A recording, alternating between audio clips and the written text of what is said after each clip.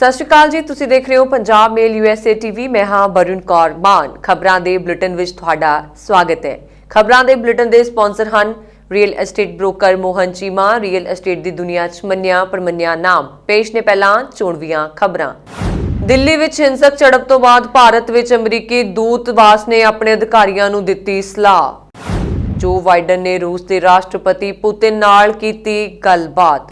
California ਦੇ governor Gavin Newsom ਨੇ stay at home ਆਦੇਸ਼ਾਂ ਨੂੰ ਲਿਆ ਵਾਪਸ। रूस ने 9 महीनों बाद हटाया ट्रैवल बैन। भारत समेत 4 देशों ते लाई सी पाबंदी। बाइडन ने कहा कोरोना वायरस के खात्मे विच लगेगा लंबा समा। अमरीका विच रोजाना 10 लाख लोगों नूं कोरोना वैक्सीन देण दा टीचा। बिल गेट्स नूं दित्ती गई कोविड वैक्सीन दी पहली खुराक कहंदे बहुत वधिया लग रहा है। कोरोना मामले वधण कारण ओंटारियो ने वधाई एमरजेंसी। पेश ने हुण खबरां विस्तार नाल।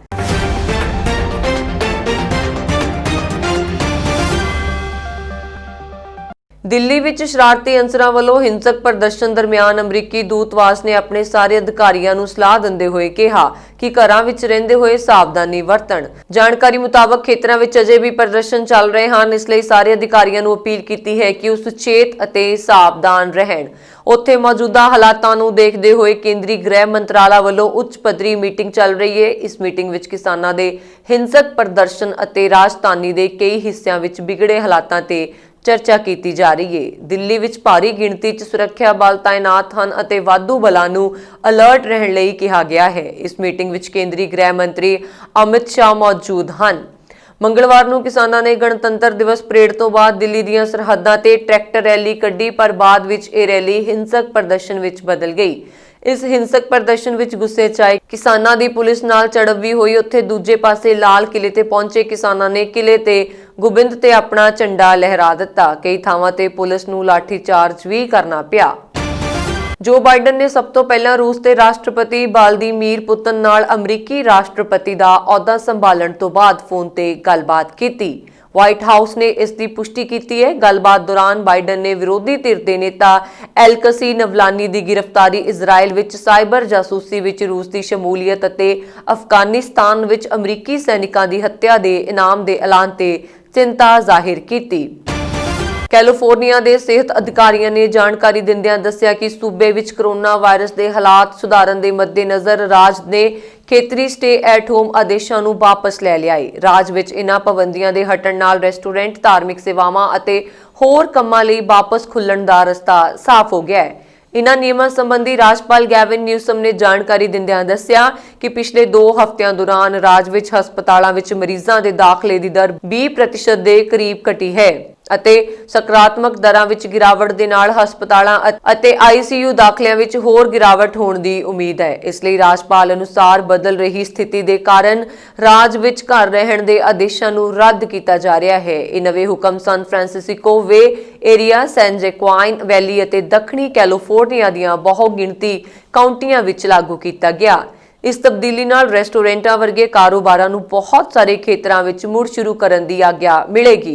हालांकि स्थानक अधिकारी नियमां नूं सख्त रख सकदे सन। कैलीफोर्निया दे गवर्नर न्यूसम ने दसंबर विच वायरस के केसां विच वाधा होण अते हस्पतालां विच ICU दी समर्था 15% तो घट होण कारण स्टे एट होम ऑर्डर लागू किए सन, जिस करके खेतर नूं ज्यादातर कारोबार बंद करने पे सन। इस दे इलावा वायरस की लाग के मामले विच राज की जनतक सेहत वैबसाइट के अनुसार पिछले हफ्ते के अखीर तक कैलीफोर्निया विच कोविड-19 के 3.1 मिलियन तो ज्यादा मामले अते तकरीबन 36,790 मौतों की पुष्टि की गई है। रूसी दूतवास ने मंगलवार ਨੂੰ ਇਸ ਗੱਲ ਦੀ ਪੁਸ਼ਟੀ ਕੀਤੀ ਕਿ ਭਾਰਤ ਸਮੇਤ 4 ਦੇਸ਼ਾਂ ਦੇ ਨਾਗਰਿਕਾਂ ਦੇ ਲਾਈ ਗਈ ਯਾਤਰੀ ਪਾਬੰਦੀ ਨੂੰ ਹਟਾ ਲਿਆ ਗਿਆ ਹੈ। रूसी दूतवास ने ट्वीट ਕੀਤਾ, ਭਾਰਤ, ਫਿਨਲੈਂਡ, ਵੀਅਤਨਾਮ ਅਤੇ ਕਤਰ ਦੇ ਨਾਗਰਿਕਾਂ ਦੇ रूस ਵਿੱਚ ਦਾਖਲ ਹੋਣ ਤੇ ਕੋਰੋਨਾ ਵਾਇਰਸ ਦੇ ਚਲਦੇ ਲਾਈ ਗਈ ਪਾਬੰਦੀ ਹਟਾ ਲਈ ਗਈ। ਇਸ ਨਾਲ ਸੰਬੰਧਿਤ ਹੁਕਮ ਤੇ रूसी ਸਰਕਾਰ ਦੇ ਚੇਅਰਮੈਨ ਸਿਖਾਇਲ मिश्तुइन ने 25 जनवरी ਨੂੰ दस्तखत ਕੀਤੇ ਹਨ। रूसी सरकार ਵੱਲੋਂ ਜਾਰੀ ਪ੍ਰੈਸ ਕਾਨਫਰੰਸ ਵਿੱਚ ਸਪਸ਼ਟ ਕੀਤਾ ਗਿਆ ਹੈ ਕਿ ਇਹਨਾਂ ਦੇਸ਼ਾਂ ਦੇ ਨਾਗਰਿਕਾਂ ਨੂੰ ਹਵਾਈ ਚੈੱਕ ਪੁਆਇੰਟ ਰਾਹੀਂ रूस विच दखल की इजाजत होवेगी। कोरोना वायरस के इन्फैक्शन विच वाधे तो बाद रूस ने 16 मार्च 2020 ਨੂੰ यात्रा पाबंदी ला दी सी। ਅਮਰੀਕਾ ਨੇ ਦੱਖਣੀ ਅਫਰੀਕਾ ਅਤੇ ਯੂਰਪ ਤੇ ਲਾਇਆ ਟਰੈਵਲ ਬੈਨ। ਅਮਰੀਕੀ ਰਾਸ਼ਟਰਪਤੀ ਜੋ ਬਾਈਡਨ ਨੇ ਯੂਰਪ ਤੋਂ ਆਉਣ ਵਾਲੇ ਯਾਤਰੀਆਂ ਤੇ ਫਿਰ ਤੋਂ ਯਾਤਰਾ ਤੇ ਪਾਬੰਦੀ ਲਾ ਦਿੱਤੀ ਸੀ।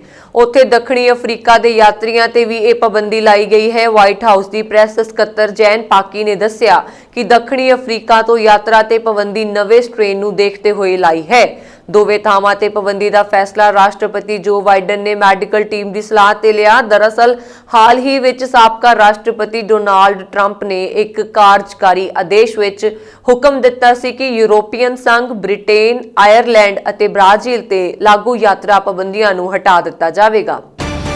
ਅਮਰੀਕਾ ਦੇ ਰਾਸ਼ਟਰਪਤੀ ਜੋ ਬਾਈਡਨ ਨੇ ਸੋਮਵਾਰ ਨੂੰ ਕਿਹਾ ਕਿ ਕੋਰੋਨਾ ਵਾਇਰਸ ਮਹਾਮਾਰੀ ਨੂੰ ਹਰਾਉਣ 'ਚ ਅਜੇ ਲੰਬਾ ਸਮਾਂ ਲੱਗੇਗਾ ਅਤੇ ਉਹ ਇਸ ਦਿਸ਼ਾ 'ਚ ਹਮਲਾਵਰ ਤਰੀਕੇ ਨਾਲ ਕੰਮ ਕਰ ਰਹੇ ਨੇ।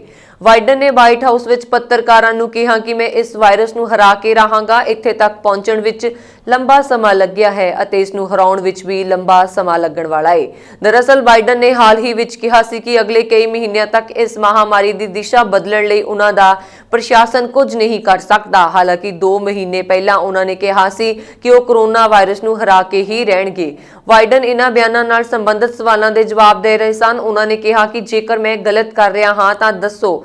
ਮੈਨੂੰ ਲੱਗਦਾ ਹੈ ਕਿ ਇਹ ਦਿਨ ਉਹਨਾਂ ਪਹਿਲਾਂ ਦਿਨਾਂ ਵਿੱਚੋਂ ਇੱਕ ਹੈ ਜਦ ਕੋਰੋਨਾ ਵਾਇਰਸ ਦੇ ਕਾਰਨ ਮਰਨ ਵਾਲਿਆਂ ਦੀ ਗਿਣਤੀ ਵਿੱਚ ਕਮੀ ਆਈ ਹੈ। ਇਨਫੈਕਸ਼ਨ ਦੇ ਮਾਮਲੇ ਅਤੇ ਹਸਪਤਾਲ ਵਿੱਚ ਦਾਖਲ ਮਰੀਜ਼ਾਂ ਦੀ ਗਿਣਤੀ ਘਟੀ ਹੈ। ਬਾਈਡਨ ਨੇ ਕਿਹਾ ਇਸ ਵਿੱਚ ਸਮਾਂ ਲੱਗੇਗਾ, ਬਹੁਤ ਸਮਾਂ। ਇਸ ਦੇ ਨਾਲ ਹੀ ਉਹਨਾਂ ਨੇ ਲੋਕਾਂ ਨੂੰ ਮਾਸਕ ਪਾਉਣ ਅਤੇ ਸਮਾਜਿਕ ਦੂਰੀ ਦੇ ਨਿਯਮਾਂ ਦਾ ਪਾਲਣ ਕਰਨ ਨੂੰ ਕਿਹਾ।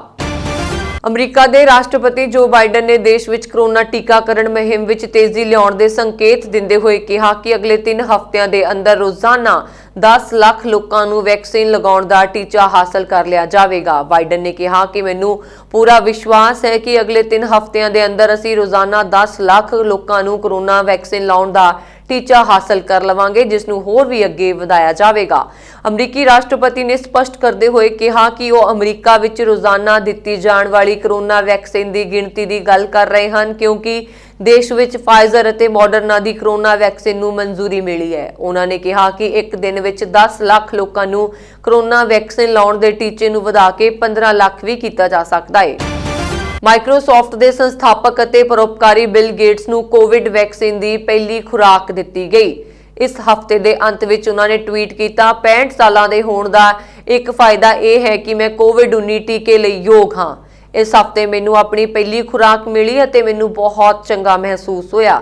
ਉਹਨਾਂ ਨੇ ਅੱਗੇ ਲਿਖਿਆ, ਉਹਨਾਂ ਸਾਰੇ ਵਿਗਿਆਨੀਆਂ, ਅਜ਼ਮਾਇਸ਼ ਭਾਗੀਦਾਰਾਂ, ਰੈਗੂਲੇਟਰਾਂ ਅਤੇ ਫਰੰਟ ਲਾਈਨ ਵਰਕਰਾਂ ਦਾ ਤਹਿ ਦਿਲੋਂ ਧੰਨਵਾਦ ਜੋ ਸਾਨੂੰ ਇੱਥੋਂ ਤੱਕ ਲੈ ਕੇ ਆਏ ਨੇ। ਹਾਲਾਂਕਿ ਵੈਕਸੀਨ ਨੂੰ ਲੈ ਕੇ ਬਿਲ ਗੇਟਸ ਤੇ ਕਈ ਦੋਸ਼ ਲਗਾਏ ਗਏ। ਇਸ ਤੋਂ ਪਹਿਲਾਂ ਦੀਆਂ ਖਬਰਾਂ ਫੈਲੀਆਂ ਸੀ ਕਿ ਕੋਰੋਨਾ ਬਿਲ ਗੇਟਸ ਅਤੇ ਫਾਰਮਾਸਿਊਟੀਕਲ ਕੰਪਨੀਆਂ ਦੀ ਮਿਲੀ ਭੁਗਤ ਹੈ ਤਾਂ ਜੋ ਇਸ ਦੀ ਦਵਾਈ ਤਿਆਰ ਕਰਨ ਵਾਲੀਆਂ ਕੰਪਨੀਆਂ ਨੂੰ ਫਾਇਦਾ ਹੋਏ। ਫਿਰ ਇਹ ਸੁਣਨ ਨੂੰ ਮਿਲਿਆ ਕਿ ਕੋਰੋਨਾ ਵਾਇਰਸ ਵੈਕਸੀਨ ਜ਼ਰੀਏ ਉਹ ਲੋਕਾਂ ਦੇ ਸਰੀਰ ਵਿੱਚ ਇੱਕ ਮਾਈਕਰੋਚਿਪ ਲਗਾਉਣਾ ਚਾਹੁੰਦੇ ਹਨ ਤਾਂ ਜੋ ਵਾਇਰਸ ਦੀ ਸਥਿਤੀ ਬਾਰੇ ਲੋਕ ਵਧੇਰੇ ਜਾਣਕਾਰੀ ਹਾਸਲ ਕਰ ਸਕਣ। ਹਾਲਾਂਕਿ ਮਾਈਕਰੋਸਾਫਟ ਦੇ ਸੰਸਥਾਪਕ ਨੇ ਇਹਨਾਂ ਰਿਪੋਰਟਾਂ ਨੂੰ ਝੂਠੇ ਦੱਸਦਿਆਂ ਉਹਨਾਂ ਤੋਂ ਇਨਕਾਰ ਕੀਤਾ। ਓਨਟਾਰੀਓ ਸੂਬੇ ਵਿੱਚ ਕੋਰੋਨਾ ਦੇ ਵੱਧਦੇ ਮਾਮਲਿਆਂ ਦੇ ਮੱਦੇਨਜ਼ਰ ਐਮਰਜੈਂਸੀ ਲਾਈ ਗਈ ਸੀ ਤੇ ਲੋਕਾਂ ਨੂੰ ਬਿਨਾਂ ਜ਼ਰੂਰੀ ਕੰਮ ਦੇ ਘਰੋਂ ਬਾਹਰ ਨਾ ਨਿਕਲਣ ਦੇ ਹੁਕਮ ਦਿੱਤੇ ਗਏ। ਸੂਬੇ ਨੇ ਹੋਰ 14 ਦਿਨਾਂ ਲਈ ਐਮਰਜੈਂਸੀ ਵਧਾ ਦਿੱਤੀ। ਐਮਰਜੈਂਸੀ ਪ੍ਰਬੰਧ ਤੇ ਸਿਵਲ ਸੁਰੱਖਿਆ ਐਕਟ ਨੇ 9 ਫਰਵਰੀ ਤੱਕ ਲਾਗੂ ਐਮਰਜੈਂਸੀ ਨੂੰ ਹੋਰ ਅੱਗੇ ਵਧਾ ਦਿੱਤਾ। ਦੱਸ ਦਈਏ ਕਿ 12 ਜਨਵਰੀ ਤੋਂ ਸੂਬੇ ਵਿੱਚ ਐਮਰਜੈਂਸੀ ਲਾਗੂ ਹੈ। ਸੂਬੇ ਦੇ ਮੁੱਖ ਮੰਤਰੀ ਡਗ ਫੋਰਡ ਨੇ ਜਨਵਰੀ ਵਿੱਚ ਕਿਹਾ ਸੀ ਕਿ ਕੋਰੋਨਾ ਦੇ ਵੱਧ ਰਹੇ ਮਾਮਲਿਆਂ ਕਾਰਨ ਉਹਨਾਂ ਨੇ ਫੈਸਲਾ ਲਿਆ ਹੈ ਕਿ ਅਗਲੇ 28 ਦਿਨਾਂ ਤੱਕ ਲੋਕਾਂ ਨੂੰ ਘਰਾਂ ਵਿੱਚ ਰੱਖਣ ਲਈ ਐਮਰਜੈਂਸੀ ਲਾਗੂ ਕੀਤੀ ਗਈ ਹੈ। ਦੱਸ ਦਈਏ ਕਿ ਕੈਨੇਡਾ ਵਿੱਚ ਸਭ ਤੋਂ ਵੱਧ ਕੋਰੋਨਾ ਮਾਮਲੇ ਓਨਟਾਰੀਓ, ਅਲਬਰਟਾ ਤੇ ਕਿਊਬਿਕ ਵਿੱਚ ਹੀ ਸਾਹਮਣੇ ਆਏ ਹਨ। ਇਸ ਲਈ ਇੱਥੇ ਸਖਤ ਪਾਬੰਦੀਆਂ ਵੀ ਲਾਗੂ ਕੀਤੀਆਂ ਗਈਆਂ ਹਨ। ਜ਼ਿਕਰਯੋਗ ਹੈ ਕਿ ਓਨਟਾਰੀਓ ਵਿੱਚ ਸੋਮਵਾਰ ਨੂੰ ਕੋਰੋਨਾ ਦੇ 1958 ਨਵੇਂ ਮਾਮਲੇ ਸਾਹਮਣੇ ਆਏ, ਜਦਕਿ ਐਤਵਾਰ ਨੂੰ ਇੱਥੇ ਕੋਰੋਨਾ ਦੇ 2417 ਮਾਮਲੇ ਦਰਜ ਹੋਏ। ਦੱਸਿਆ ਜਾ ਰਿਹਾ ਹੈ ਕਿ ਓਨਟਾਰੀਓ ਵਿੱਚ ਕੋਰੋਨਾ ਦੇ ਪੋਜ਼ਿਟਿਵ ਮਾਮਲਿਆਂ ਦੀ ਦਰ 5.5% ਹੋ ਗਈ ਹੈ। ਮੰਗਲਵਾਰ ਕਿਸਾਨਾਂ ਦੀ ਟਰੈਕਟਰ ਰੈਲੀ ਦੌਰਾਨ ਹੋਈ ਹਿੰਸਾ ਸੰਬੰਧੀ ਹੁਣ ਤੱਕ 22 FIR ਦਰਜ ਕੀਤੀਆਂ ਜਾ ਚੁੱਕੀਆਂ ਹਨ। FIR ਈਸਟਰਨ ਰੇਂਜ 'ਚ ਦਰਜ ਕੀਤੀ ਗਈ। ਨਫਸਗੜ੍ਹ, ਹਰੀਦਾਸ ਨਗਰ, ਉੱਤਮ ਨਗਰ ਵਿੱਚ ਇੱਕ FIR ਰਾਤ ਹੋ ਚੁੱਕੀ ਹੈ। ਹੁਣ ਤੱਕ ਦੀ ਜਾਣਕਾਰੀ ਮੁਤਾਬਕ ਵੱਖ-ਵੱਖ ਜ਼ਿਲ੍ਹਿਆਂ ਵਿੱਚ ਕੁੱਲ 22 FIR ਕੱਲ ਦੀ ਹਿੰਸਾ ਨੂੰ ਲੈ ਕੇ ਦਰਜ ਹੋਈਆਂ ਹਨ। ਟਰੈਕਟਰ ਪਰੇਡ ਵਿੱਚ ਹਿੰਸਾ ਮਗਰੋਂ ਲਾਲ ਕਿਲੇ ਮੈਟਰੋ ਸਟੇਸ਼ਨ ਦਾ एंट्री गेट बंद कर दिता गया। इत्थों यात्रियों के बाहर निकलण की सुविधा है पर अंदर दाखिल नहीं हो सकते। हालांकि बाकी सारे मैट्रो स्टेशन खुले ने। 26 जनवरी ट्रैक्टर परेड च हिंसा तो बाद दिल्ली छाउणी बन गई है। पुलिस नाल CRPF ਦੀਆਂ 15 कंपनियां तैनात ਹਨ। देर रात अंदोलनकारियों तो लाल किला खाली करवा लिया गया। इस दौरान 83 पुलिसकर्मी जख्मी हुए।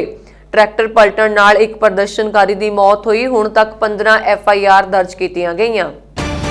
बॉलीवुड अदाकार ਅਤੇ ਗੁਰਦਾਸਪੁਰ ਤੋਂ MP ਸਨੀ ਦਿਓਲ ਨੇ ਲਾਲ ਕਿਲੇ ਵਿੱਚ ਹੋਈ ਘਟਨਾ ਨੂੰ ਦੇਖਦੇ ਹੋਏ ਇੱਕ ਵਾਰ ਫਿਰ ਦਾ ਲੇਖਾ ਜੋਖਾ ਦੇਖਣ ਵਾਲੇ ਆਪਣੇ ਸਾਥੀ ਅਤੇ ਅਦਾਕਾਰ ਦੀਪ ਸਿੱਧੂ ਤੋਂ ਆਪਣਾ ਪੱਲਾ ਝਾੜਦੇ ਹੋਏ ਦਿਖਾਈ ਦਿੱਤੇ।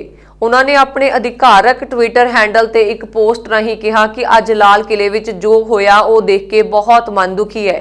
ਨਾਲ ਹੀ ਉਹਨਾਂ ਨੇ ਆਪਣੀ 6 ਦਸੰਬਰ ਵਾਲੀ ਇੱਕ ਪੋਸਟ ਦਾ ਹਵਾਲਾ ਦਿੰਦੇ ਹੋਏ ਕਿਹਾ ਕਿ ਮੈਂ ਪਹਿਲਾਂ ਵੀ ਇਹ ਸਾਫ਼ ਕਰ ਚੁੱਕਾ ਹਾਂ ਕਿ ਦੀਪ ਸਿੱਧੂ ਦਾ ਮੇਰੇ ਜਾਂ ਮੇਰੇ ਪਰਿਵਾਰ ਨਾਲ ਕੋਈ ਸੰਬੰਧ ਨਹੀਂ।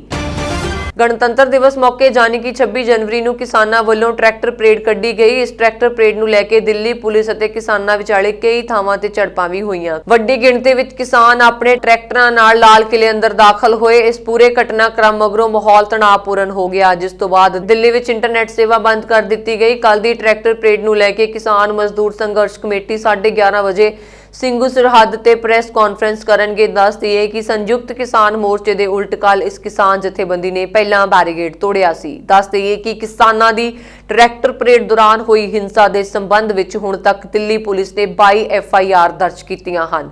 ਹਿੰਸਾ ਦੇ ਪਿੱਛੇ ਜੋ ਲੋਕ ਹਨ ਉਹਨਾਂ ਦਾ ਪਤਾ ਲਗਾਇਆ ਜਾਵੇਗਾ। ਦਿੱਲੀ ਪੁਲਿਸ ਹੁਣ ਥਾਂ-ਥਾਂ ਲੱਗੇ CCTV ਕੈਮਰਿਆਂ ਦੀ ਫੁਟੇਜ ਕੱਢ ਕੇ ਪ੍ਰਦਰਸ਼ਨਕਾਰੀਆਂ ਦੀ ਪਹਿਚਾਣ ਕਰਨ ਵਿੱਚ ਜੁਟੀ ਹੈ। ਦਿੱਲੀ ਵਿੱਚ ਪਿਛਲੇ ਕਈ ਦਿਨਾਂ ਤੋਂ ਕਿਸਾਨਾਂ ਦੇ ਪ੍ਰਦਰਸ਼ਨ ਅਤੇ ਟਰੈਕਟਰ ਪਰੇਡ ਦੌਰਾਨ ਹੋਈ ਹਿੰਸਾ ਤੇ ਸੰਯੁਕਤ ਰਾਸ਼ਟਰ ਦਾ ਬਿਆਨ ਆਇਆ ਹੈ। ਗਣਤੰਤਰ ਦਿਵਸ ਮੌਕੇ ਕਿਸਾਨ ਰੋਸ ਰੈਲੀ ਦੇ ਰਾਸ਼ਟਰੀ ਰਾਜਧਾਨੀ ਵਿੱਚ ਹਿੰਸਕ ਹੋ ਜਾਣ ਦੇ ਇੱਕ ਦਿਨ ਬਾਅਦ ਸੰਯੁਕਤ ਰਾਸ਼ਟਰ ਦੇ ਸਕੱਤਰ ਜਨਰਲ ਐਂਟੋਨੀਓ ਗੁਤਰੇਸ ਨੇ ਅਹਿੰਸਾ ਅਤੇ ਸ਼ਾਂਤਮਈ ਪ੍ਰਦਰਸ਼ਨ ਦਾ ਸਨਮਾਨ ਕਰਨ ਦੀ ਮੰਗ ਕੀਤੀ। संयुक्त राष्ट्र के जनरल ਸਕੱਤਰ ਦੇ ਬੁਲਾਰੇ ਸਟੀਫਨ ਦੁਜਾਰਿਕ ने कहा कि भारत सरकार शांतिपूर्ण ढंग नाल प्रदर्शन कर रहे लोगों के इकट्ठे होने की आज़ादी और अहिंसा का सन्मान करे। बुलारे ने इस तो पहला भी कहा सी कि लोगों को शांतिपूर्ण प्रदर्शन करने का अधिकार है और अधिकारियों को उन्होंने ये करन देना चाहिए है। संयुक्त राष्ट्र के बुलारे का यह ताज़ा बयान दिल्ली में भड़की हिंसा संबंधी पूछे गए सवाल के जवाब में सी। इस तो पहला संयुक्त राष्ट्र के जनरल ਸਕੱਤਰ ਦੇ बुलारे ने कहा सी कि जिथे तक भारत का सवाल है ਤਾਂ मैं यही कहना चाहता हाँ कि मैं इन्हां मुद्दਿਆਂ ਨੂੰ चुक्कण वाले होर लोगों ਨੂੰ कहा कि उन्होंने शांतिपूर्वक प्रदर्शन करने का अधिकार है और अधिकारियों ਨੂੰ ਅਜਿਹਾ ਕਰਨ देना चाहिए है। संयुक्त राष्ट्र के बुलारे के इस बयान के बाद भारतीय विदेश मंत्रालय के बुलारे अनुराग श्रीवास्तव ने विदेशी नेतावां ਦੀਆਂ ਟਿੱਪਣੀਆਂ ਦੇ ਬਾਰੇ ਵਿੱਚ ਕਿਹਾ ਸੀ ਅਸੀਂ ਭਾਰਤ ਵਿੱਚ ਕਿਸਾਨਾਂ ਨਾਲ ਸੰਬੰਧਿਤ ਕੁਝ ਅਜਿਹੀਆਂ ਟਿੱਪਣੀਆਂ ਦੇਖੀਆਂ ਹਨ ਜੋ ਗੁੰਮਰਾਹ ਕਰਨ ਵਾਲੀਆਂ ਸੂਚਨਾਵਾਂ ਤੇ ਆਧਾਰਿਤ ਹਨ। ਇਸ ਤਰ੍ਹਾਂ ਦੀਆਂ ਟਿੱਪਣੀਆਂ ਅਣਉਚਿਤ ਹਨ, ਖਾਸ ਕਰਕੇ ਜਦੋਂ ਉਹ ਇੱਕ ਲੋਕਤੰਤਰੀ ਦੇਸ਼ ਦੇ ਅੰਦਰੂਨੀ ਮਾਮਲਿਆਂ ਨਾਲ ਸੰਬੰਧਿਤ ਹੋਣ। ਮੰਤਰਾਲੇ ਨੇ ਇੱਕ ਸੰਦੇਸ਼ ਵਿੱਚ ਕਿਹਾ ਕਿ ਬਿਹਤਰ ਹੋਵੇਗਾ ਕਿ ਕੂਟਨੀਤਿਕ ਗੱਲਬਾਤ ਰਾਜਨੀਤਿਕ ਉਦੇਸ਼ਾਂ ਲਈ ਗਲਤ ਢੰਗ ਨਾਲ ਪੇਸ਼ ਨਾ ਕੀਤੀ ਜਾਵੇ। ਇਹ ਸਨ ਹੁਣ ਤੱਕ ਦੀਆਂ ਖਬਰਾਂ। ਮੈਨੂੰ ਬਰੁਣ ਕੌਰ ਮਾਨੂ ਦਿਵਾ ਗਿਆ। ਤੁਸੀਂ ਬਣੇ ਰਹੋ ਪੰਜਾਬ ਮੇਲ USA TV ਦੇ ਨਾਲ। ਸਤਿ ਸ੍ਰੀ ਅਕਾਲ।